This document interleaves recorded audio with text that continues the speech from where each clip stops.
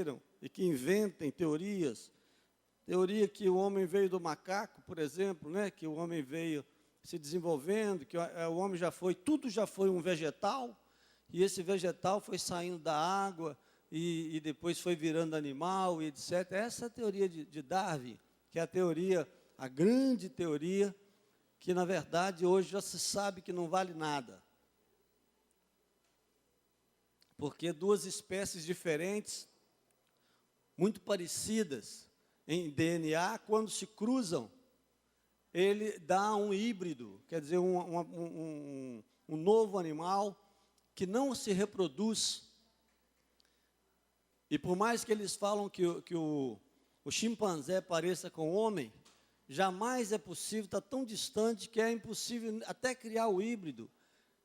Então, o que é? Eu gosto de falar, às vezes, um pouco difícil, assim, para o pessoal que está estudando, a questão do DNA. O que é o DNA? Aí o DNA dos animais é muito parecido.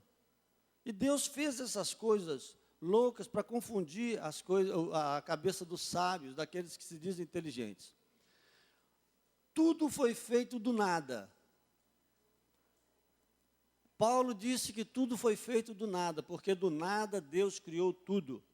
E os cientistas estão dizendo que o universo já foi do tamanho de um arroz, ou um pouquinho maior, que uma ervilha. Todo o universo. Para estar desse tamanho, tem que ter sido do tamanho de uma ervilha. Uma ervilha e nada é a mesma coisa. Então, confirmo o que a Bíblia falou. Eles provam matematicamente. Para estar do tamanho que está, tinha que ser do tamanho do ervilha, porque se fosse maior, a coisa seria de uma outra dimensão.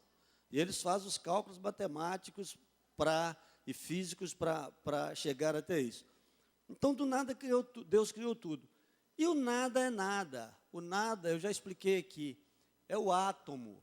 O átomo, as cores, as pessoas, os animais, a borracha, a madeira, tudo é feito da mesma coisa. A molécula, o átomo tem um centro e tem os elétrons que ficam ali em volta, né? Prótons, nêutrons e elétrons. Aí você fala assim, o verde do colibri, né? Ou do beija-flor, aquele verde lindo que ele tem, é feito de quê? É feito de átomo. Mas por que muda de cor? O átomo tem cor? Não, o átomo não tem cor. E qual é a diferença, então? A diferença é que tem mais elétrons em volta. Um tem mais e o outro tem menos. Um vira gente, o outro vira girafa, o outro vira maçã. Mas é tudo a mesma coisa, próton, nêutron e elétron. Átomo quer dizer indivisível. Átomos, tomos é divisões, é não divide. E aí, uma quantidade maior de prótons ou de nêutrons, de elétrons, vai dar tudo que existe. E o que é o átomo? Nada. Ninguém nunca viu um átomo, muito menos um elétron. Só sabe que funciona, porque fizeram testes e funciona, mas ninguém nunca viu um próton, ou um nêutron, ou um átomo. Tudo foi feito da mesma coisa. E isso é nano, não é micro, é nano. Né? Então, é uma partícula dividida 1 milhão de vezes. É o nada dividido 1 milhão de vezes. E Deus fez tudo do nada. E aí eu volto a dizer, aonde está a vida? Por que eles não descobrem aonde está a vida? Sabe o que é o elétron, sabe o que é o próton, sabe o que é o nêutron, não pode fazer um igual, eles fazem grandes assim para demonstrar para a gente, as bolinhas em volta, representando os elétrons, uma bolinha no centro, representando os prótons e os nêutrons, e não podem chegar, e ainda que pudessem chegar, eles não conseguem dar vida, reunir para formar um organismo. E então, quando é que eles vão chegar lá? Nunca. Quando é que eles vão descobrir a vida? Nunca. Fazer a vida a partir da vida é uma coisa natural. Nós temos filhos, e temos filhos a partir da vida que está em nós. Então, reproduzir a vida e fazer até a partir de tecidos vivos, que eles falam nos clones, também. Agora, eu quero ver pegar uma coisa morta e fazer gerar a vida. Isso que eu quero. Ou pegar o nada e gerar a vida. Então, essas coisas criadas, elas são muitas, são múltiples, e hoje nós já sabemos que tem carbono, tem hidrogênio, tem potássio, tem ferro no nosso organismo. E tem também, naturalmente, mais uns e menos outros, alguns nuns, outros noutros, nas coisas criadas, vivas ou inertes, mas não sabemos aonde que entra a vida nisso. Então, e a Bíblia diz, o ímpio não investiga, todas as suas cogitações são, não há Deus, não há Deus, não há Deus. O próprio Darwin, que tinha raiva de um bispo que colocou a filha dele ajoelhada em cima de caroço de milho. Ou Freud, que era judeu e não aceitou o sofrimento do povo de Israel, e eu estava falando hoje, pensando hoje, a história de Israel não é um drama, como dizem muitos teólogos, é uma tragédia. A história de Israel é uma tragédia. E qual que é o ponto mais alto dessa tragédia? É a crucificação de Jesus Cristo. É o ponto mais alto da tragédia, de uma tragédia chamada Israel. E Deus não poupou os anjos que desobedeceram, e não poupou Israel. E eu colocaria aqui em quinto lugar, de fontes da revelação de Deus, o povo de Israel. Um povo pequeno, que provocou essa tragédia, mas que muitos obedeceram, os outros desobedeceram. Na época de Jesus, as autoridades estavam desviadas. Mas Jesus podia ser morto de outra forma? Podia. O Império Romano iria matá-lo, sem o judeu ir lá, entregar e continuar entregando e trabalhando para que os apóstolos fossem mortos, para que a igreja fosse destruída com o passar do tempo. Hoje eles não fazem mais isso, mas eles estão arrasados, porque Jesus disse que os gentios pisariam o povo de Israel até o fim. Então, Israel, com tudo isso, é a quinta forma de revelação, porque eles saem e são espalhados pelo mundo afora, e depois eles retornam. A profecia diz que eles vão ser dispersos, e a profecia diz que eles vão voltar, e eles são dispersos e eles voltam. Onde estão os moabitas? Sumiram. Onde estão os amonitas? Sumiram. Onde estão aqueles povos que ficavam ali em volta de Israel? Sumiram. Aquelas nações desapareceram, os midianitas, os amalequitas. Deus disse que ia acabar com eles, que não haveria mais memória. Ninguém fala mais de amalequita. E eram povos maiores e mais fortes humanamente do que Israel. Então, o povo de Israel, que aguarda um caminho especial de Deus, que não é o central, que o central hoje é a igreja, é também uma forma da revelação de Deus. Mas a criação, a palavra de Deus, que é o que nós estamos estudando aqui, é a outra forma de revelação de Deus. 40 homens inspirados pelo Espírito Santo, desde vaqueiro, desde um homem escrevendo no calor do deserto, até um rei cercado de mulheres e de muito vinho e de muita sabedoria e de muita coisa, como Salomão. Reis guerreiros, reis pacíficos, cobradores de impostos, pescadores, que não escreveram, mas pediram alguém para escrever a mensagem que eles tinham, inspiradas pelo Espírito Santo. Então, a palavra de Deus é uma forma de revelação de Deus. Do jeito que ela foi unida, nós estudamos aqui sobre o cânon, como foi composta, como foram escolhidos esses livros para serem colocados na Bíblia. Então, num determinado momento, homens de Deus se assentaram e escolheram aqueles livros que estavam rodando ali pelas igrejas, aquelas cartas, aquelas mensagens que eram pregadas ou que foram juntas por Mateus, por Marcos, por Lucas, por João, e decidiram que isso faria parte de um livro sagrado. No Novo Testamento, um processo. O Velho Testamento, outro processo. Os judeus santos, que esperavam em Deus, na misericórdia de Deus, escolheram os livros do Antigo Testamento. E os homens santos de Deus no Novo Testamento. O cânon do judeu é o mesmo nosso, do Antigo Testamento. E o Novo Testamento, então, por volta do ano 200, a igreja já sabia o que era sagrado e o que não era, o que deveria compor esse livro sagrado. Então, nós temos a palavra de Deus, muitas vezes perseguida, os que pregavam, muitas vezes na Rússia, queimaram montanhas de Bíblia, e nós vamos encontrar em muitos lugares, tendo que se esconder, como no caso da caverna de Qumran. Aqueles livros foram levados na época da destruição de Jerusalém, e agora se encontrou lá livros do Antigo Testamento, especialmente, levados para lá por judeus piedosos, que esperavam em Deus, como tem ainda os que esperam em Deus, só que equivocados, porque o judeu inteligente, sabido, salvo, está na igreja, como também tem, são chamados os judeus messiânicos. Então, a palavra de Deus, que são 66 livros, é uma biblioteca e que traz toda a revelação, o plano de Deus, para o judeu no Antigo Testamento, para a igreja no Novo Testamento. A outra forma de revelação é Jesus, o Filho, a encarnação. Nós estamos no Natal. O que é o Natal?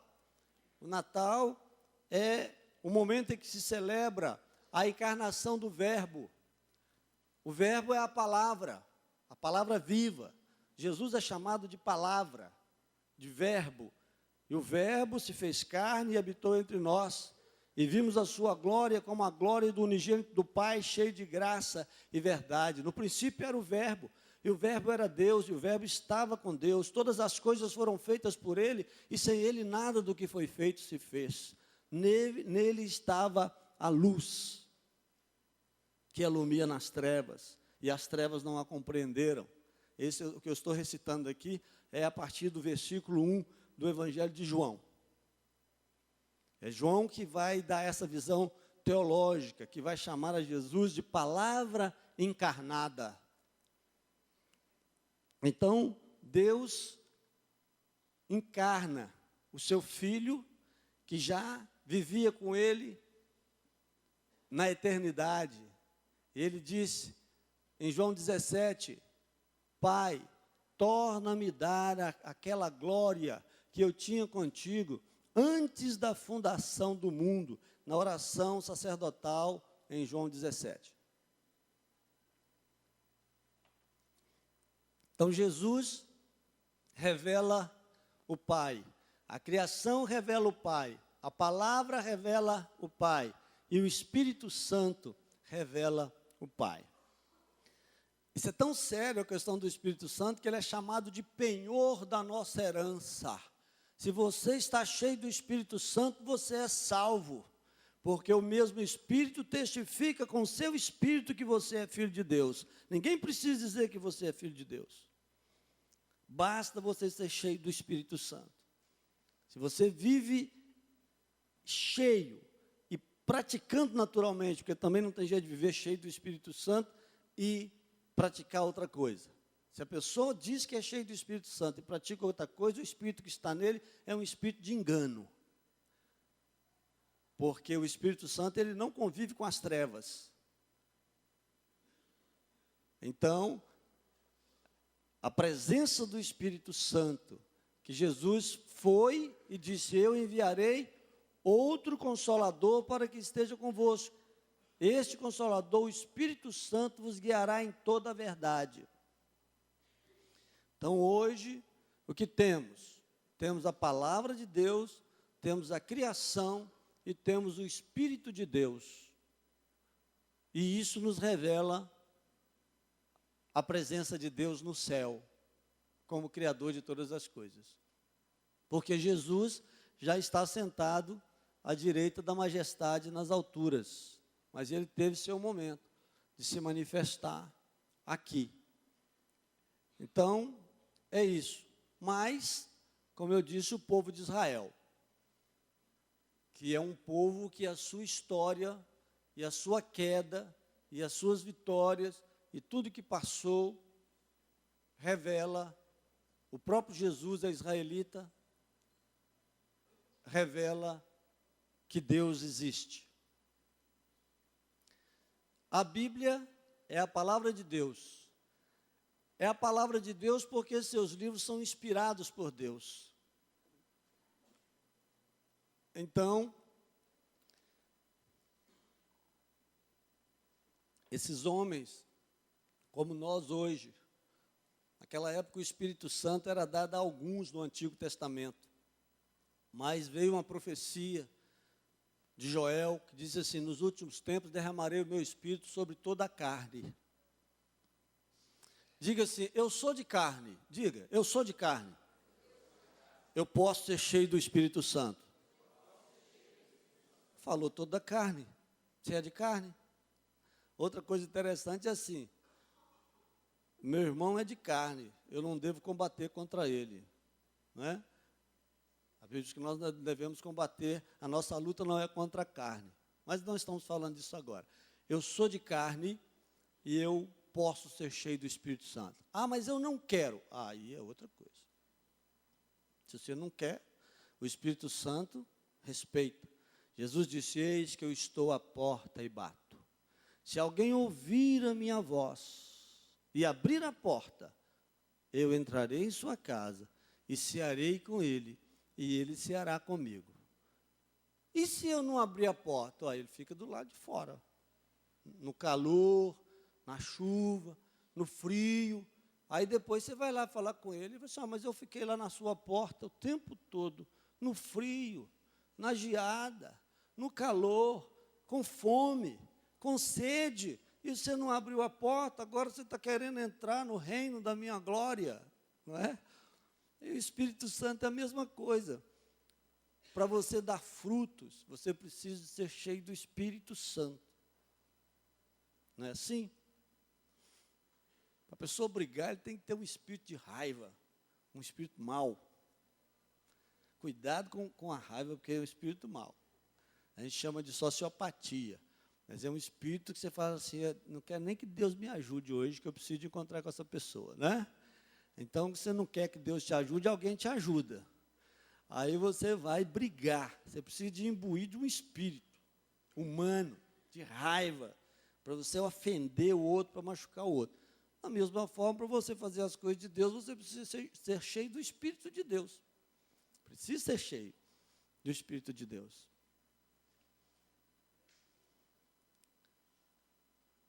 Deus inspirou a Bíblia por meio do Espírito Santo. Então, quando você fala também uma palavra inspirada, não é a Bíblia mais. A Bíblia já fechou.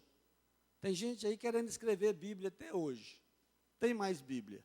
A Bíblia já fechou. Mas outras coisas você pode falar cheio do Espírito Santo, que são repetições da Bíblia, são um modo de falar a Bíblia diferente, mas você pode ser cheio. Graças a Deus que nós não temos essa responsabilidade de ter que escrever a Bíblia. Ela foi escrita com sangue, com caneta cheia de sangue, sangue dos profetas e sangue dos apóstolos, não é? E mesmo quem está derramando sangue hoje não está escrevendo Bíblia, está só confirmando a Bíblia. Aqui no Brasil é a maior mamata ser crente, né? Ninguém precisa derramar o sangue. Ela é o critério fundamental para a vida e fé humana, para as práticas de vida e para a fé. Fé porque essa fé vai ser dirigida a Deus, por meio de Jesus Cristo, na presença do Espírito Santo. E de prática para a vida, porque você vai viver uma vida conforme a Bíblia, conforme os ensinamentos, especialmente os ensinamentos neotestamentário. Ninguém vai dizer para você que você vai comer peixe com escama, sem escama, que você não pode comer carne de porco. Pode comer, só não exagera no tocinho, porque vai dar problema para a sua saúde física. Paulo fala isso lá em Colossenses 2,16, né? Ninguém vos perturbe por causa de sábado, ou de festa, ou de lua nova, ou de Natal, ou de o que for, ou de ano novo. Ninguém vos perturbe. Você fica livre e à vontade para você servir a Deus, fugindo da imoralidade, fugindo da idolatria, especialmente. E evite comer o sangue dos animais. É a decisão de Atos 15. Mata o animal e deixa o sangue correr. Tem gente que critica isso. Não é preciso criticar, é só obedecer a questão do sangue. Falou que não é uma palavra de decisão apostólica, você não faz. Até porque Jesus derramou sangue, os profetas derramou sangue, os apóstolos derramaram sangue, para que você vai beber sangue? O sangue é dado como purificação de pecado, no caso do sangue de Jesus e dos cordeiros. Então, desde sempre o povo de Deus teve esse respeito por não tomar sangue.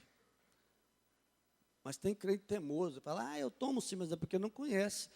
Mensagens do Novo Testamento não se deve desobedecer, porque o novo é novo. É o Novo Testamento. Ela é o critério,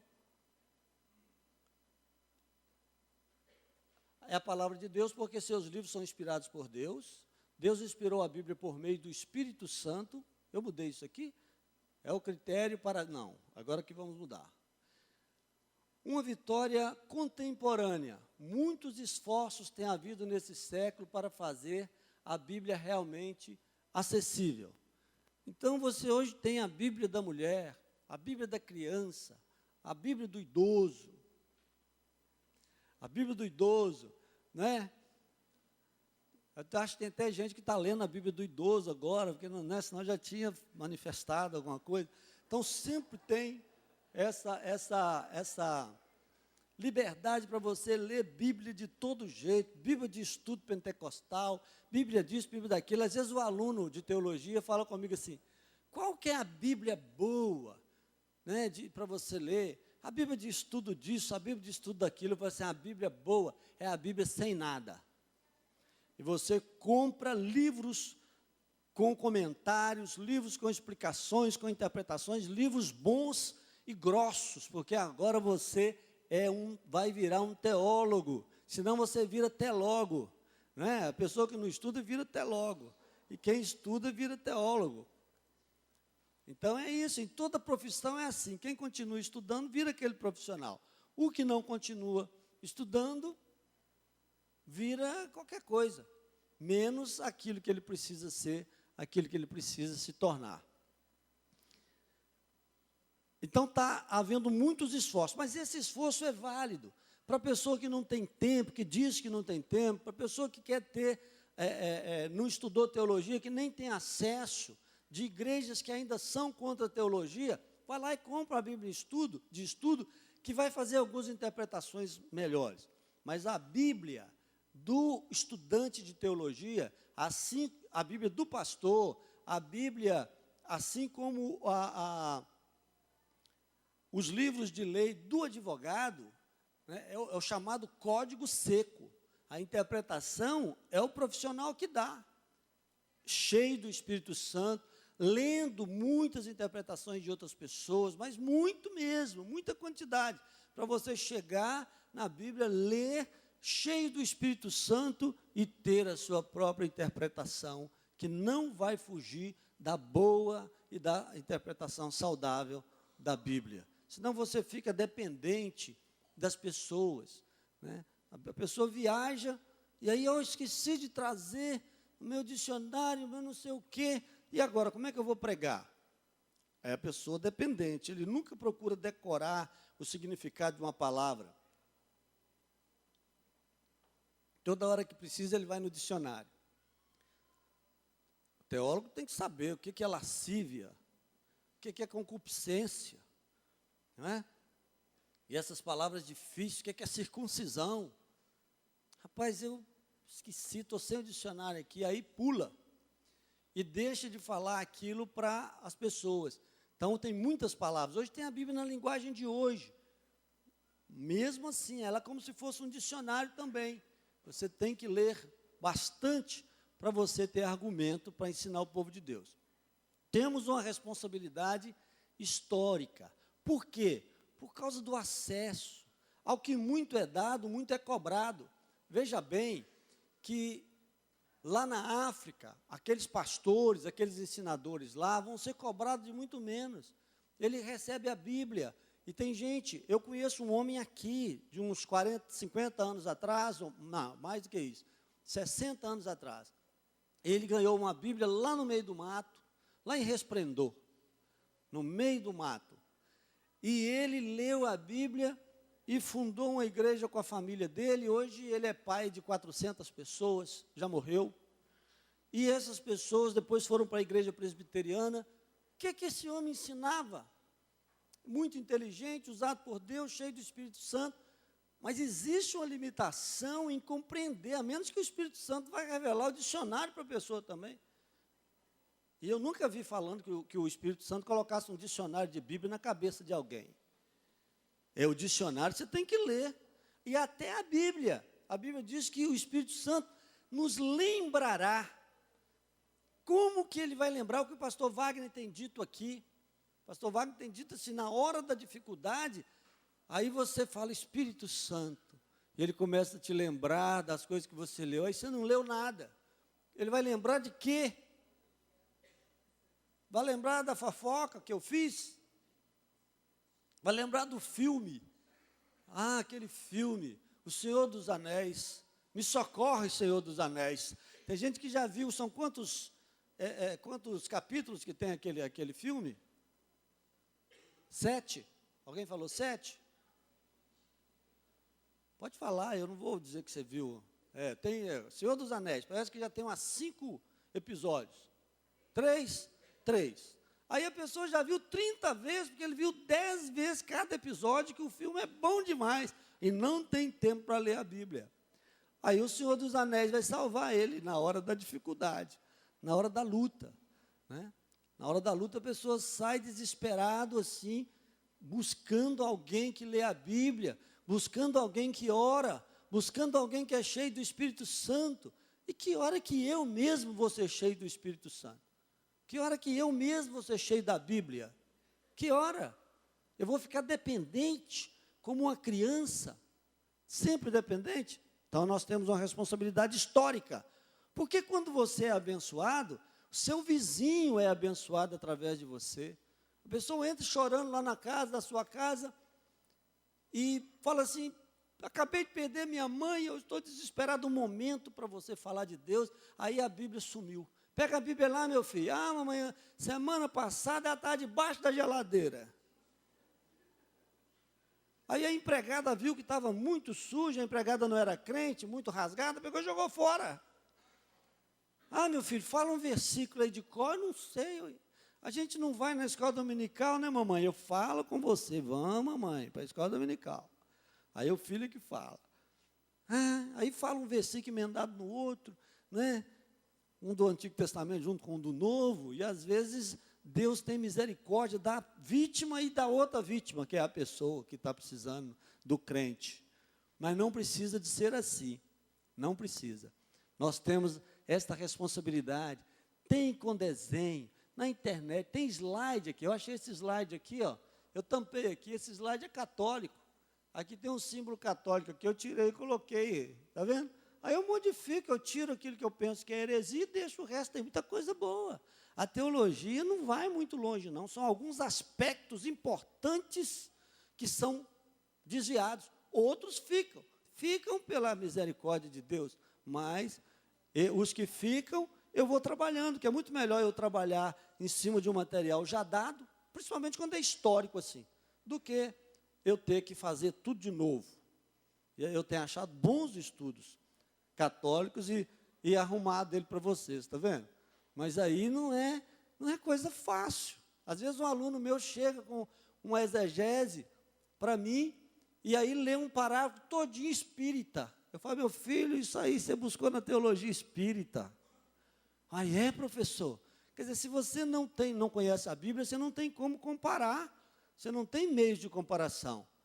Aí você sabe a teologia espírita. E aí está lá, Allan Kardec. Só volta a colocar embaixo, Allan Kardec.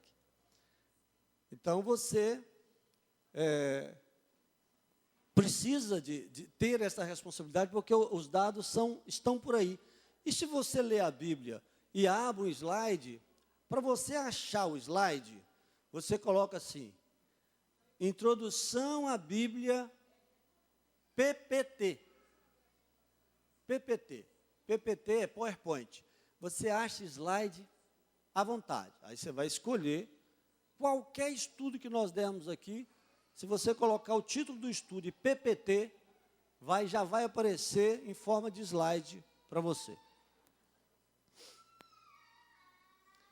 O fracionamento dos livros da Bíblia. Ó, isso aqui é novo, presta atenção. A divisão em capítulos foi feita pelo bispo inglês Stephen Langton, em 1226. Nós estamos em 2015, faça a conta. Esta foi a divisão em capítulos. Ou seja, a Bíblia do Antigo Testamento e no Novo Testamento, até o ano 1226, não era dividida em capítulos. Eram os livros inteiros. E os livros eram também, muitas vezes, separados. Você não tinha uma Bíblia, o meio de escrever era muito grande.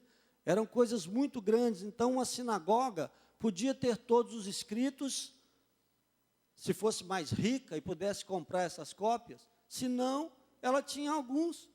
Então, a sinagoga podia emprestar um livro para outra pessoa.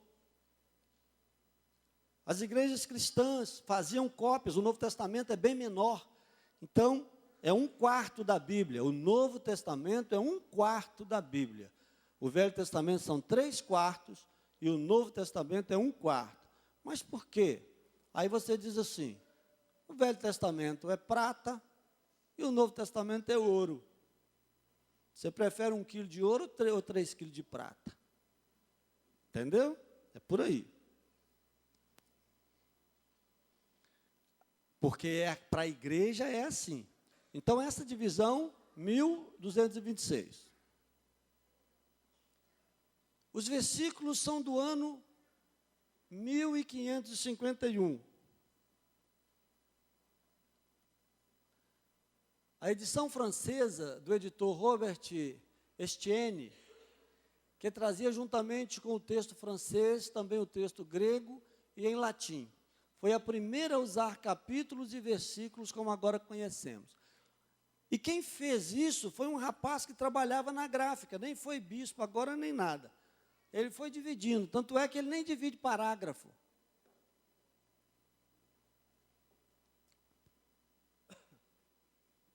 Vontade de falar depressa demais. Ele foi pegando assim o que fez sentido para ele e foi picando e dividindo dos versículos. Os capítulos também, às vezes o assunto passa. Eu estou lendo a Bíblia agora sem ler, citar em capítulo, nem citar aqueles subtítulos, porque às vezes tem uma mensagem importante que é do contexto anterior, que caiu no capítulo posterior. Eu já dei o exemplo aqui de Hebreus 15. Vós que estáis cercados por uma tão grande nuvem de testemunha, procurai andar, né, sem embaraço, etc., correr a carreira. Aí a pessoa fala, ó, que tanto de testemunho, que tanto de olho aqui, ó, gente me olhando, o vizinho está me olhando. Não é nada disso. Lá fala da galeria da fé, de Abraão, de Isaac, de Jacó, de Moisés, etc. Aí não termina, mas o bispo mudou de capítulo. Vós que estáis cercados de tão grande nuvem de testemunha, testemunha da galeria da fé, dos irmãos, de todos os tempos. Isso é que é testemunha. Testemunha no grego é mártir. Pessoas que deram testemunho e às vezes pagaram com a vida. Essas testemunhas é que estão nos olhando. entre aspas, tem um escritor, um teólogo famoso, que diz assim, é como se agora todos esses que morreram estivessem num grande estádio e nós estivéssemos apostando a corrida agora, nós estivéssemos correndo ali e eles torcendo por nós. Aquela testemunha não é para olhar se você está fazendo coisa errada, não. É testemunho no sentido de desejar o seu bem, de querer que você também chegue lá. É claro que isso é poético. Vós que estáis cercados de uma tão grande nuvem de testemunha, porque, na verdade, se a pessoa está lá, ele não tem contato, ele não pode interceder por nós, até porque nem precisa. Porque nós já temos a intercessão de Jesus e do Espírito Santo lá. Mas a testemunha está aqui na Bíblia. Eles fizeram e nós também podemos fazer a mesma coisa. E aí, versículos passam para outro versículo sem acabar o contexto, e capítulos passam para outros capítulos sem acabar o contexto. Então, terminei ali o capítulo. Talvez fosse interessante você ler os assuntos. Eu costumo ler, e vou lendo, e paro em qualquer lugar, dou um risquinho, a hora que dá a hora, e coloco a data. Daquele risquinho do lado ali. Ah, mas não pode rabiscar a Bíblia. Quem falou que não pode? Eu já contei a história aqui de uma aluna que estava com muita dificuldade de fazer esboço de sermão, e eu fiz um esboço na Bíblia, expliquei 1, 2, 3, 4 vezes, fui lá, é assim, minha filha, ó. Aí peguei no cantinho da Bíblia, esse versículo aqui, você põe esse título aqui, ó, e fui pondo, e ela me odiou. E ela foi que me ensinou a falar, por favor, abram as suas Bíblias. Porque eu não tinha o costume de falar, por favor, abra a Bíblia, essa baiana que me ensinou. Foi lá na frente e falou, nos ensinou assim, né? Porque o inteligente aprende com os acertos e com os erros dos outros. Aliás, o inteligente aprende com seus próprios erros. O sábio aprende com os erros dos outros e também com os acertos. Então, o sábio não precisa de errar, vê as pessoas errando e não façam a mesma coisa. E ela foi falar com o pastor dela, que eu odeio o professor Rafael, não vou tomar ceia, porque eu odeio ele. E por que você odeia ele? Porque ele riscou a minha Bíblia toda. Mas riscou? Não, escreveu o esboço da minha Bíblia. Então você vai lá e pede perdão ao professor Rafael, toma a sua ceia, primeiro você pede perdão a Deus. O pastor, meu amigo, aí ela chegou lá, eu vim pedir perdão, porque você estava querendo me ensinar e eu achei que você estava fazendo uma coisa absurda, que é escrever na Bíblia. Não, não é escrever não, guarda ela, fecha e deixa ela lá na gaveta. Rabisque sua Bíblia toda, anote todas as informações, se você não tiver uma caderneta, depois aquela Bíblia vai ficar velha, você vai comprar outra, e quando você precisar, volte nas anotações que você fez. A Bíblia é para isso, a Bíblia é para estudar, não é um livro para ser adorado, fechado, não, e nem aberto num lugar só. A edição francesa, foi a primeira a usar capítulos e versículos, está vendo a data, ó. A outra, 1216, não é isso? Agora, 1551.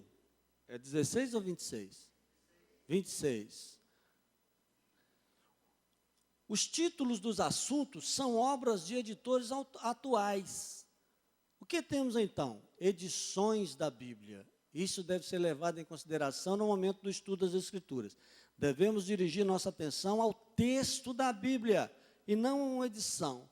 Ah, eu gosto tanto da edição da linguagem de hoje. Pois é, tome cuidado, porque são edições, pode ter pequenos erros de traduções. Então, o bom é você ter 5 Bíblias e ler o texto que você vai pregar, por exemplo, nas 5 versões. Vai dar uma luz, que às vezes o tradutor teve uma claridade maior. Ou na hora de fazer a versão, eles traduzem também. Às vezes a versão vem do inglês, não vem diretamente do hebraico ou do grego. Então, especialmente os pregadores, tenham várias Bíblias de várias versões. Foca no texto da Bíblia. Não foca em título. Aí eu já não leio mais os títulos. Aí você dá aquela parada no tal, pede o assunto do texto. Eu já leio pulando aqueles títulos. Aquele título, na hora que você vai pregar, você vai olhando os títulos para ver se tem um título ali que já te dá uma inspiração. Mas não há necessidade. Ou nas primeiras leituras que você faz, que você está com muita dificuldade. A partir da 24ª leitura, você não precisa fazer isso mais, tá certo? A impressão. Em 1452, Gutenberg inventa a prensa de tipos móveis. A Bíblia inaugurou a impressão. Foram 150 exemplares em 2 tomos. Então, a primeira Bíblia não era um livro só. Era um livro grande, num papel ainda rústico, e tinham 2 tomos. Eu acredito que é o Novo Testamento e o Velho Testamento, cada um num tomo. No século XIX, com a prensa rotativa movida a vapor, foi possível baratear as impressões. Eu conheci essa prensa aqui, ó. O pastor Elcimar vai dizer que não, ele trabalhou numa. Quando ele era pequenininho, na nossa época, os menininhos ajudavam, né? Aí a outra, você põe os tipos móveis e ia fazendo folha por folha. Quando inventou a prensa, ela já começou a rodar. Igual essas hoje, só que a vapor. Na época do trem a vapor, tudo a vapor, né? Então, essa prensa ajudou a produzir muito mais cópias. Tanto é que a de Gutenberg foram só 150 Bíblias. E já foi uma evolução, porque escrita à mão demoraria muito mais. As traduções atuais obedecem a 2 critérios. As que buscam ser o mais fiéis possível aos originais, literalmente, e as que buscam a tradução do significado para os dias de hoje. As que buscam o significado para os dias de hoje são muito boas para ler. E a pessoa que está começando deve ler na Bíblia para o dia de hoje. E à medida que você for aprofundando, vai voltando para versões mais fiéis ao original, que são versões hoje mais antigas, com um vocabulário mais pesado, mas também você já está mais sabido e vai conseguir fazer essa comparação. A finalidade da versão no dia de hoje são ótimas, alguns detalhes, por causa da interpretação que se dá. Eu estou lendo aquela da internet, uma marronzinha, com um douradinho em volta assim, eu estou lendo uma daquela na linguagem de hoje. Então, eu noto, assim, quando está um pouquinho diferente do texto original. Mas, de modo geral, e para você ler depressa, vai te ajudar.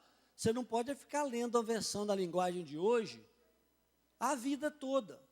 Você precisa de aprofundar, né? Ir para um português mais erudito e depois ir para as próprias línguas originais, que é muito bom você conhecer. Pessoal, a vida já acabou. Não acabou, não.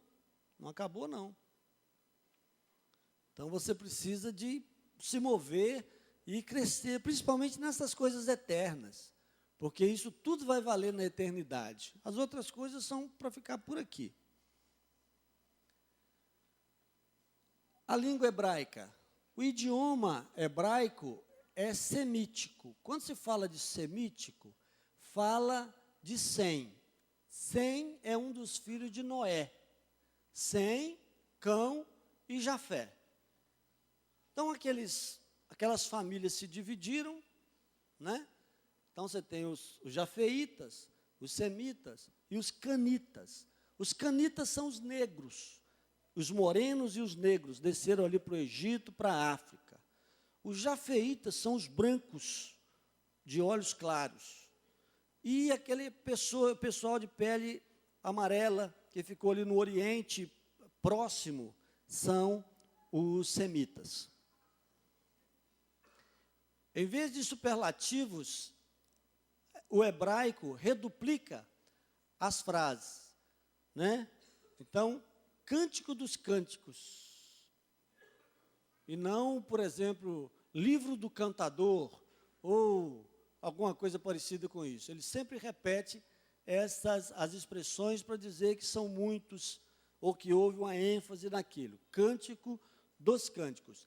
Existe uma coisa de hebraísmo, e aí lá no meu livro, no livro de hermenêutica você vai ver outros hebraísmos. Hebraísmos são formas de expressar dos hebreus, que é, por exemplo, paralelismo. Você vai ver nos provérbios e nos salmos ideias repetidas. Você lê a primeira parte do versículo, é uma ideia, na segunda parte é a mesma ideia, repetida, pelo contrário, ou reforçando aquela ideia, ou ampliando a ideia. Isso se chama paralelismo e é hebraísmo também. E um dos hebraísmos que existe é sempre eles repetirem para reforçar, né, o que é o cântico dos cânticos? É o maior dos cânticos, Senhor dos senhores, Rei dos reis. Está vendo? Então, aqui a gente diz assim, ele é o reizão, mas nós já aprendemos também a falar Rei dos reis, Médico dos médicos, e etc., porque já é um hebraísmo que entrou na nossa cultura. Gálatas 8:9 diz...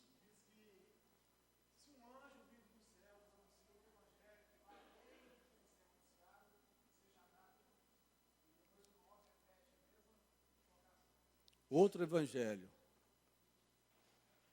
Ah, sim, do versículo 9 repete a mesma coisa. Isso. No Novo Testamento, por causa da cultura grega, não tem tanta paralelismo, mas no Velho Testamento tem muito. A língua hebraica é uma língua pobre. O que é uma língua pobre? É uma língua que tem poucas palavras, só 5.400 palavras. Então, você usa a mesma palavra para significar muita coisa. Exemplo, o inglês. O inglês é pobre. O português, o latim e o grego é rico. Tem muitas palavras. Não usam conceitos abstratos. A sabedoria tem que ser personificada para se falar sobre ela. Como é um povo muito antigo, então você tem o próprio Deus, você diz assim, o braço de Deus, o olho de Deus, o ouvido de Deus. Você precisa de personificar.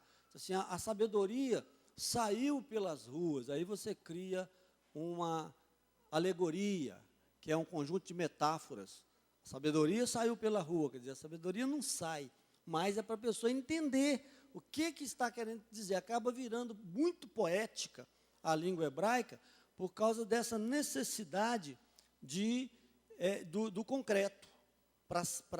Não é para se entender, é porque é um hebraísmo também, você usar o concreto, e é muito bom usar o concreto.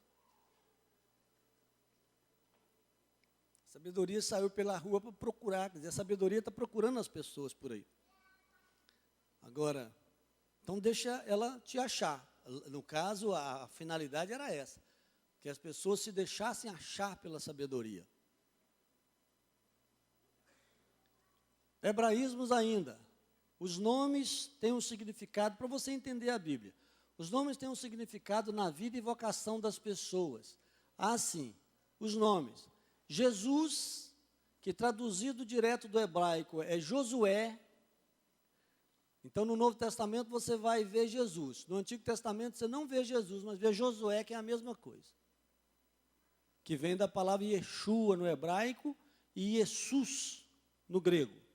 Então, de Jesus do grego vira Jesus, e no hebraico Yeshua vai virar Josué. Jesus significa Yahvé salva, ou Jeová salva. É melhor Yahvé do que Jeová, mas aprendemos a falar Jeová, e aí ficou Jeová. Mas a palavra, na verdade, nem é Yahvé, isso aqui já está brasileirado. É Yahweh. Yahweh ou Yahweh. Eles têm uma língua muito aspirada. É assim que eles conversam. Pode reparar a hora que eles estiver conversando, que eles puxam lá de dentro assim. Está vendo? Viu? Se alguém muda o nome de uma pessoa, é porque tem poder sobre essa pessoa. Jesus muda o nome de Simão para Pedro. Então você podia mudar o nome de um escravo. E na verdade nós somos o quê? Servos ou escravos. Não esse escravo que apanha, esse escravo aqui africano. A pessoa matava a pessoa de tanto bater. Mas era um servo comprado que era da pessoa. por que nós somos chamados de servos ou escravos? Porque também fomos comprados com algo muito mais precioso do que o ouro e a prata, diz Pedro, com o poderoso sangue de Jesus, como de um cordeiro imaculado e incontaminado. Então ele te comprou e agora você é servo dele. E ele tinha esse costume de mudar o nome das pessoas. Então, porque também é um costume hebraico. E Jesus seguiu esse costume. Às vezes a pessoa chegava lá com um nome feio, né, no significado, Jesus mudava para um nome melhor. Por ser um povo de origem nômade, nômade é cigano, lembra de cigano que você lembra de nômade. Então, no Antigo Testamento, pensa que aquele povo, antes de se estabelecer em Canaã, era nômade. Abraão viveu morando em cabanas e viajando desde Ur dos Caldeus, parou um tempo em Harã, 10 anos em Harã, depois ele continuou, né, uma caminhada aí de 600, 700 quilômetros, parando e morando no lugar e desarmando a tenda até chegar em Canaã. Então, ele morou em tendas. A tradição oral é o mais importante, ela rege as instituições sociais. Então, o que é a tradição oral? A tradição oral é o que nós chamamos de pré-histórico. É quando não se tinha livros. E era muito importante ouvir as histórias. Até hoje a gente gosta de ouvir histórias, só que não decora mais. E aquele povo decorava um discurso na sua íntegra. Eles tinham essa capacidade mais aguçada, porque não tinha o acesso à escrita, era para pouquíssimas pessoas. E você vai ter uma tradição oral, alguma coisa escrita, mas muitas coisas foram recontadas. Lucas, por exemplo, ele foi conversar com as pessoas que ouviram os discursos de Jesus e escreveu no seu livro. Segundo os estudiosos, tinha um núcleo, provavelmente de autoria de Marcos, que ele pegou e colocou também no seu livro. Mas ele ouviu muitas pessoas que foram testemunhas de quando Jesus estava fazendo as coisas, porque Lucas não foi apóstolo. Então ele diz, fiz o primeiro tratado, ó Teófilo, acerca das coisas que Jesus começou, não somente a fazer, mas também a ensinar. Atos capítulo 1, versículo 1. E esse tratado ele fez buscando testemunhas que falassem, que contassem. No Antigo Testamento, então, nem se fala. As pessoas, a tradição oral era muito importante. Então, as histórias gravadas, nós vamos ver mais para frente aqui, as experiências, né, ali com Moisés, muita coisa foi repetido dos pais para os filhos e anotado. A memória dos textos é muito importante. Então, para eles, é muito importante, para os judeus, a memória dos textos. Há, portanto, uma instituição da palavra muito sólida, instituição da palavra. Aqui, esse da palavra aqui, porque estava em espanhol, eu traduzi, mas sempre fica alguma coisinha. Então, é muito sólida, é muito importante, né, a palavra. Por isso o valor da palavra, a palavra de Deus, a palavra do homem, a palavra do diabo, a palavra dada até pouco tempo. Eles falam aqui que um homem falava, fazia um compromisso com o outro, né? Era no fio do bigode. Falou, pronto. Hoje, nem com nota promissória você não recebe.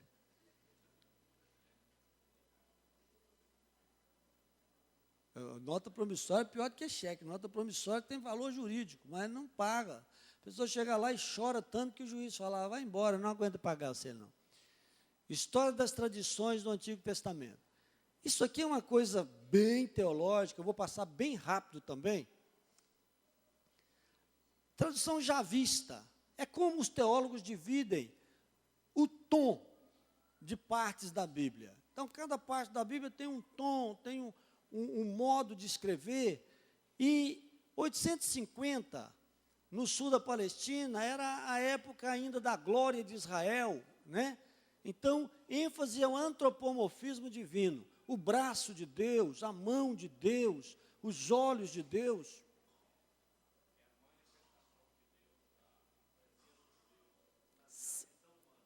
Sim, é quando usa esses termos na palavra, o antropomorfismo.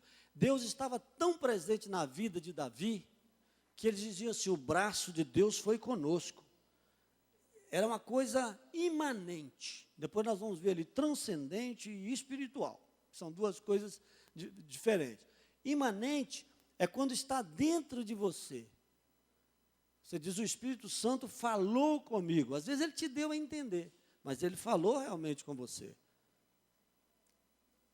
Quando você está com o Espírito Santo imanente, dentro de você.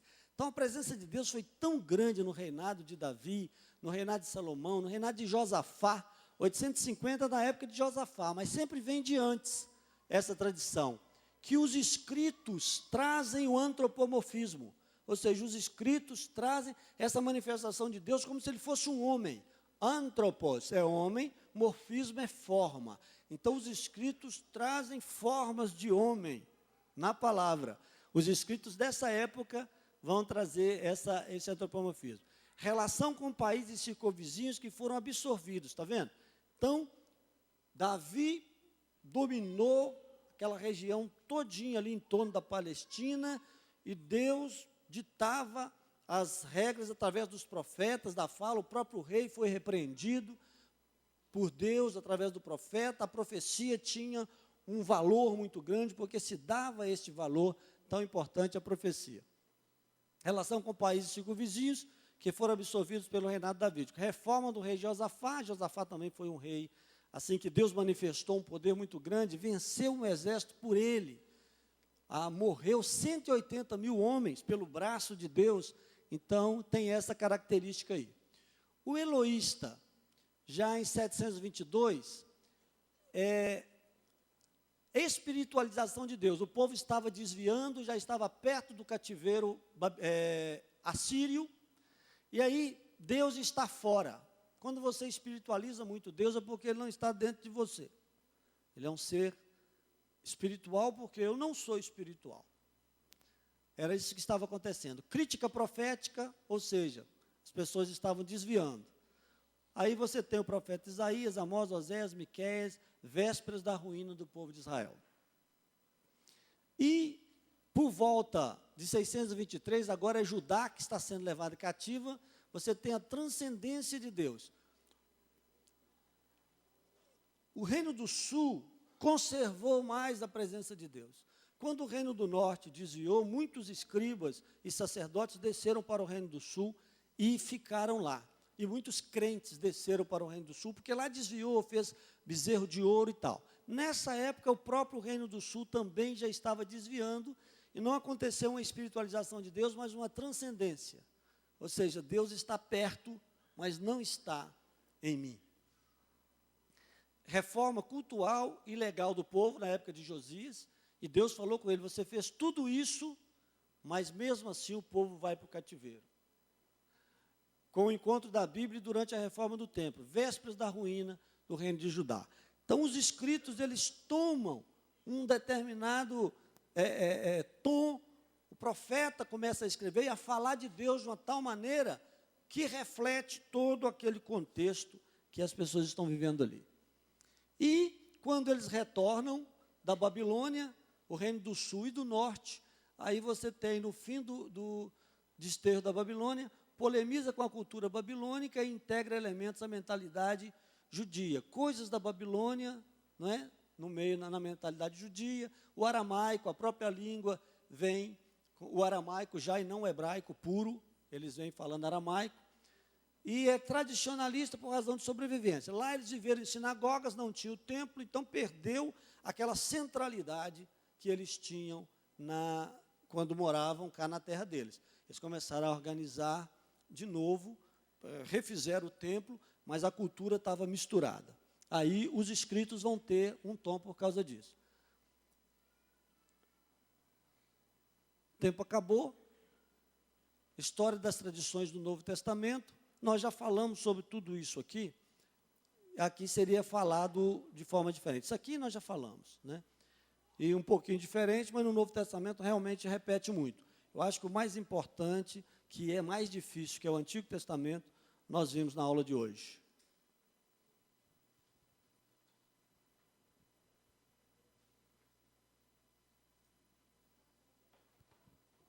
Graças e paz, queridos. Muito bom essa aula, né? Meu tio é um menino inteligente, né? Quantos anos de experiência esse menino tem, né? Nós temos a oportunidade de vermos a Bíblia com uma nova visão. Então, você vai poder fazer isso. Com essa oportunidade de estudar a bibliologia que nós estamos estudando, você tem a oportunidade de ver a Bíblia com uma outra visão e também se interessar em estudar melhor a Bíblia. Por exemplo, o professor Rafael está dizendo que ele está lendo sem a divisão de capítulos e versículos. Já parou para pensar que você poderia ler a Bíblia também sem essa divisão de capítulos e versículos e estudando a Bíblia, sem também os comentários, que tem muita Bíblia comentada, professor Rafael. Então, a Bíblia comentada, ela traz para nós uma facilidade que ela te orienta ali na nota de rodapé, um comentário sobre o texto. Mas ela traz também, de certa forma, uma dependência, uma preguiça, porque a pessoa não quer mais descobrir o que a Bíblia está falando naquele texto. Ela logo olha embaixo o comentário e fala, já está bom, e concorda com tudo ali. E talvez você poderia rever. E é tão interessante a Bíblia, porque às vezes a gente pega o mesmo texto, principalmente para a gente que vai pregar, prega muito. Então a gente pega o mesmo texto e, de acordo com a ocasião, o Espírito Santo te leva a uma interpretação bíblica, verídica daquele texto mesmo, mas que se contextualiza naquela ocasião, de uma forma tão especial, e aquilo fala nos nossos dias. Então, isso é importante. Então, por isso é importante você ler a Bíblia, primeiro, buscando de Deus também uma revelação do que aquela Bíblia está dizendo, conhecendo um pouco do contexto histórico, é muito importante, conhecer um pouco do contexto histórico daquele texto, aplicar esse texto a nós. Não adianta se eu leio a Bíblia, leio e nunca aplico. Nós estamos hoje,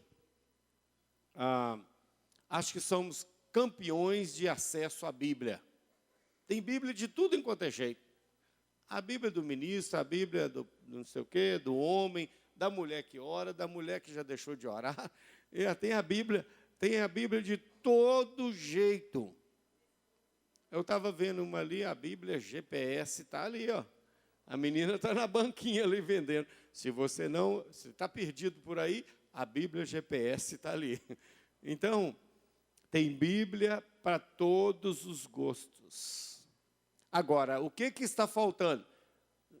Às vezes as pessoas discutem teologia o tempo todo, discutindo teologia, aquelas discussões intermináveis que eu acho que é uma perca de tempo. Discute e não chega a conclusão nenhuma, porque muita coisa ainda não está revelada, porque não é necessário revelar. O que é necessário já está revelado. O que é suficiente já está revelado. Mas as pessoas conhecem, têm muito acesso à Bíblia, conhecem muita coisa da Bíblia, mas não vive a Bíblia. O problema hoje é esse. Não vive. Não coloca em prática. Nós temos, às vezes, pessoas que estão no templo 20 anos. 20 anos ele está ouvindo sobre o adultério, a fornicação, a prostituição, e ele tem 20 anos que ele está adulterando, fornicando, prostituindo. Não resolve. Não resolve. Não resolve. Se um camarada desse vai conversar comigo, eu falo, meu filho, resolve o que você quer na sua vida. Se você quer cair na gandaia, cai na gandaia para lá de uma vez. Agora você fica lá e aqui, você não sabe nem o que você quer, não aproveita nem lá e não aproveita aqui também. Então, se você está aqui, aproveite a presença de Deus na sua vida. Aproveite a presença do Espírito Santo. O professor Rafael falou uma coisa que eu tenho trabalhado e eu acho que isso aí é essencial nos dias de hoje. Bíblia você tem de todo enquanto é jeito. Mas e a presença do Espírito Santo? Tem. Os cristãos precisam buscar a presença do Espírito Santo todos os dias na sua vida. Todos os dias. Você tem que se preocupar. Será que se eu viver desse jeito, se eu estiver em pecado, eu ainda vou manter a minha comunhão com o Espírito Santo? Será que eu ainda vou realmente sentir a presença de Deus? Porque o pecado, ele causa essa separação entre nós e o nosso Deus. Então, tem muitas pessoas dentro de uma igreja, ouvindo a palavra, e estão mortas. Mortas a vida inteira. E frequentam a igreja o ano inteiro, são dizimistas. E quem sabe faz até alguma coisa, tem até cargo na igreja. Meu irmão, mas não resolve, porque na hora de ir para a eternidade será condenado. Então, entende que é muito mais do que frequentar uma igreja que nós queremos da sua parte? Nós queremos intimidade sua com o Espírito Santo de Deus, com a presença de Deus. Pastor, mas eu estou lutando, eu estou crescendo. Ótimo, a gente sabe também, continue crescendo, continue na luta, mas lute todos os dias, não desanime de ser fiel ao Senhor. Todos os dias.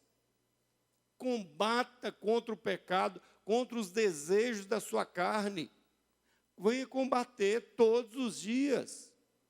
Lute mesmo contra isso aí, para que você não seja um grande conhecedor da Bíblia e alguém que não vive a Bíblia. Tem muita gente que conhece a Bíblia.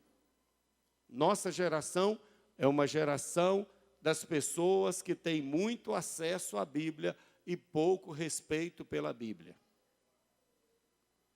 Porque antes, pessoas antes, católicas, pouco conhecedoras da Bíblia, mas tinha mais respeito pela Bíblia e pela palavra do que hoje. É uma grande verdade.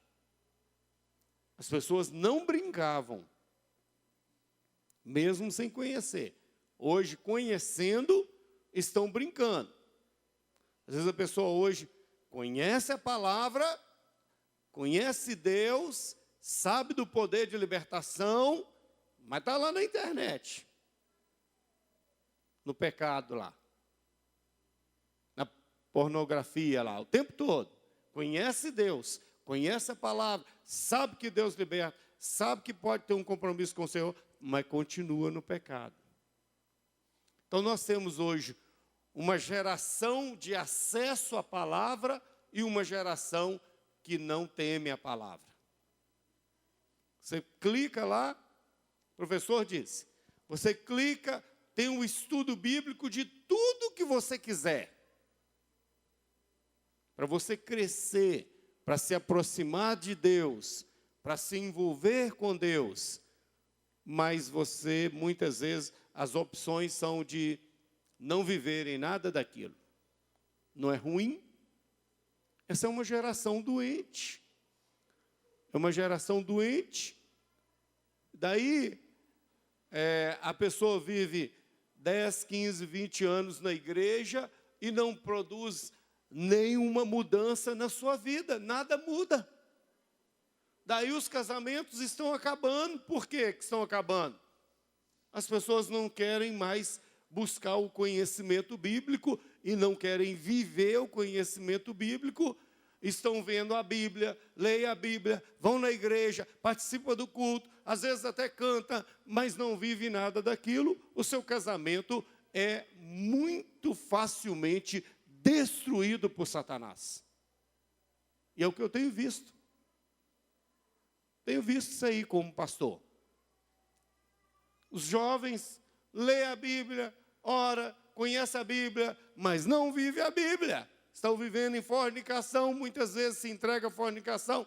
Sua vida está sendo destruída por Satanás. É falta da Bíblia? Não. É falta de acesso à palavra? Não. É falta de quê? De temor à palavra. Temor à palavra. Temor a Deus. As pessoas estão brincando. E esse é o problema da nossa geração. Você entra, às vezes, na internet, olha aí, né? Tem gente discutindo teologia o tempo todo, um brigando com o outro. De tanto teólogo que tem. Um concorda, o outro não concorda, o outro discorda, mas poucos estão vivendo.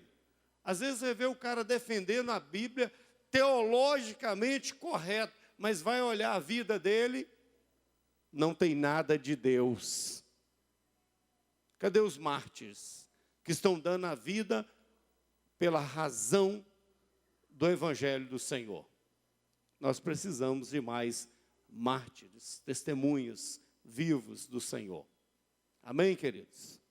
Que Deus nos abençoe. Essa oportunidade que nós estamos tendo. No próximo trimestre nós vamos ver eclesiologia e nós vamos ver uma noção geral daquilo também que é a nossa fé vai nos trazer à tona a nossa responsabilidade. Eu acho que vai ser muito bom também nos mostrar o que a gente crê, como nos comportar, como sermos. Eu acho que vai ser muito interessante e você não deixe de vir e não deixe de convidar pessoas também para vir para a escola bíblica, porque é aqui que você cresce, é aqui que você se estrutura, é aqui que o Espírito Santo vai te confrontando. É aqui, é no estudo da palavra. E daqui, faça um propósito para o ano que vem, de estudar a Bíblia, não só de ler, mas de estudar a Bíblia. Olha, eu quero que a palavra me acrescente cada dia um pouquinho, cada dia. Lá na comunidade terapêutica, nós estudamos, os meninos estudam, todos os dias provérbios. Todos os dias tem provérbios pela manhã. Né? Livro da sabedoria, ensinando a viver. Todos os dias eles aplicam algo de provérbios na sua vida. Todos os dias, na comunidade terapêutica, Beth Shalom e Fazenda Shalom. Então, é uma oportunidade que você tem, quem sabe, de pegar a Bíblia e começar a ler, aplicando a sua vida. Né? Tem dois tipos de crente. O crente pá e o crente inchada. Não é? Sabe a diferença, não? O professor Rafael sabe que ele é antigo, tem muita experiência na vida, né? O crente pá, que a pá trabalha assim, né? Jogando para lá. Então, tudo que é falado aqui, ele pega na pá e joga. Aí, ó, aqui isso é para o irmão fulano lá, ó. É aquele irmão que está precisando. Aí, outra verdade, ó, isso aí é para o outro irmão lá. Mas o crente inchada, ele puxa tudo para ele. Isso é para mim. Deus está falando comigo. Deus está falando comigo. Ó, mais uma coisa que Deus me ensinou hoje. Mas o crente pá, tudo é para os outros. Mas fulano devia estar nessa escola dominical hoje, viu? Ele ia aprender bastante hoje. Deus ia puxar a orelha dele. Não é assim? O crente pá joga sempre para frente. O crente inchada, ele puxa para ele. Isso é lá de Joanésia. Era assim que isso ensinava lá em Joanésia, há uns anos atrás, né? Bom, hoje nós teremos a mensagem nos 2 cultos com o pastor Fernando e a Milagros, casal peruano, né? Ele é brasileiro, mas já há quase 25 anos no Peru, ou mais, né? Então é mais peruano do que brasileiro. E estarão aqui com os meninos, eles vão trazer a palavra, vão ministrar a palavra de Deus nos 2 cultos. Venha, traga convidados, né? Irmãos, pessoas que não estão frequentando a igreja. Quem está frequentando, já é membro de uma igreja, acho que deve ser comprometido com a sua igreja local, então você não pode convidá-lo, não vai convidá-lo para vir para cá, a não ser que ele não esteja frequentando igreja nenhuma. Como também os membros dessa igreja têm que ter compromisso com a sua igreja local nos dias de culto. Pastor Fernando estará ministrando. Na quinta-feira, nós teremos o culto da virada. Vamos começar às 21 horas e a previsão de encerrar é 0 hora com a ceia do Senhor. Tá bom? Então já estamos com a programação, já as pessoas já me deram o nome, quem vai cantar, temos testemunhos, será uma bênção, 21 horas, venha, não se atrase, porque passa rapidinho, 3 horas, acabou o culto, nós estaremos indo para casa. Cada irmão vai se acertar aí, se vai reunir com outra família, com a sua família, com outro irmão, aqueles irmãos que preferem ir para casa descansar, né? Nós estaremos recebendo também os nossos alunos da comunidade terapêutica Bet Shalom e Fazenda Shalom. Teremos uma entrega de certificado. Nós temos, parece que, mais de 10 alunos formando. Vamos entregar os certificados a eles. E eles também vão dar um testemunho. Então, será um culto muito especial, com alguns testemunhos aqui de alguns irmãos também. Vai ser muito bom, rapidinho. 3 horas de culto, com ceia, mensagem, uma bênção. Se atrasar, vai ser pouquinho, né? No máximo, meia hora. No máximo. O que é meia hora, né, gente? Para quem está começando o ano na presença do Senhor, né? Bom, e aí eu tenho um desafio. Quem leu a Bíblia toda esse ano, toda, leu todinha esse ano, você vai me dar o seu nome até hoje à noite e a igreja vai te dar um presente. Viu? Você que não leu a Bíblia, comece a ler para o ano que vem. Não é assim?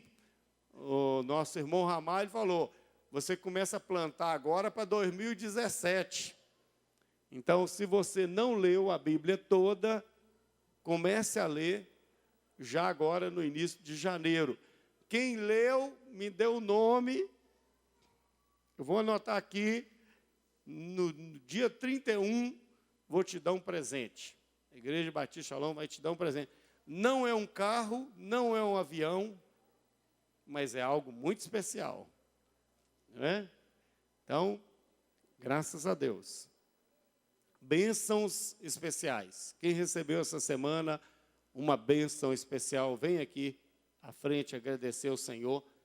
Bênçãos especiais, bênção de aniversário, vem aqui à frente agradecer ao Senhor. Bênção de aniversário, uma bênção especial. Carlão, ficou mais velho ainda, né, Carlão? Carlão ficou mais velho, a Mônica ficou mais velha.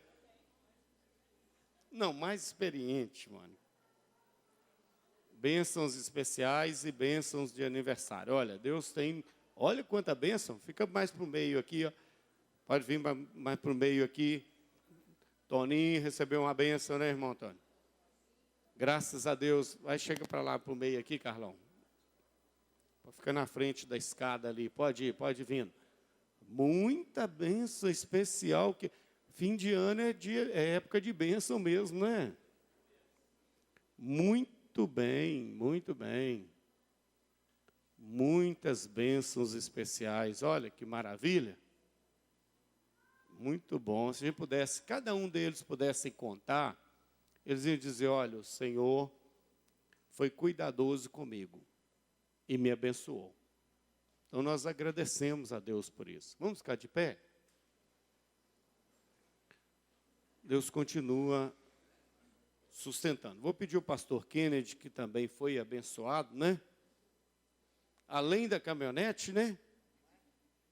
Eu compro a caminhonete preta e vai lá e compro uma branca. Mas não dá, rapaz. Só que a minha é mais bonita, é mais velha a minha, né?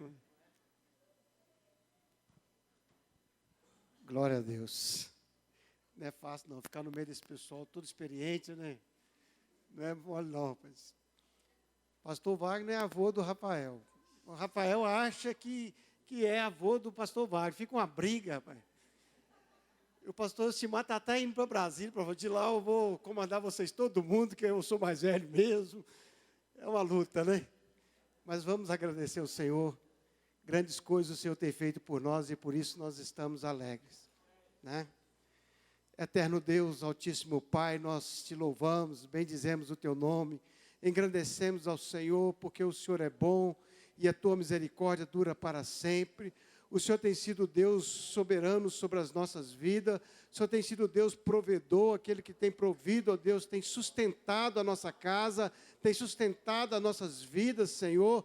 O Senhor tem nos fortalecido de maneira sobrenatural, o Senhor tem nos dado vida e vida em abundância, Senhor, de tal forma, ó Deus, que temos colhido mais anos de vida na Tua presença, Senhor, e queremos a cada dia mais, Senhor, ser suprido pelo Senhor, ser nutrido, ó Deus, do Teu trono de glória para nossas vidas, Senhor.